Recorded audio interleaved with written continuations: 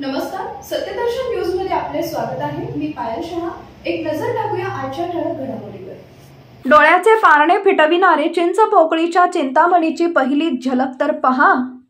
चिंचपोकळीच्या चिंतामणीचे आज दणक्यात आगमन झाले। गणेश चतुर्थीला अवघे 8 दिवस उरले असताना ही मिरवणूक मोठ्या जोशात निघाली। या मिरवणुकीमुळे लालबाग आणि चिंचपोकळी परिसरातील वाहतुकीत मोठे बदल करण्यात आले। या मिरवणुकीमुळे रस्त्यावर मोठी गर्दी झाली आहे। चिंचपोकळीच्या चिंतामणीची गर्दी गेल्या काही वर्षात वाढली आहे। या गणेशाची प्रतिमा यंदा 23 फूट उंचीची आहे। मुंबईतील लालबाग गणेश गल्लीतील मुंबईचा राजा तर लालबागचा राजा आणि चिंतामणीचा चिंता हरणारा चिंतामणी या मुंबईतील सर्वात उंच गणेश मूर्तीपैकी एक असल्याचं म्हटलं जातं।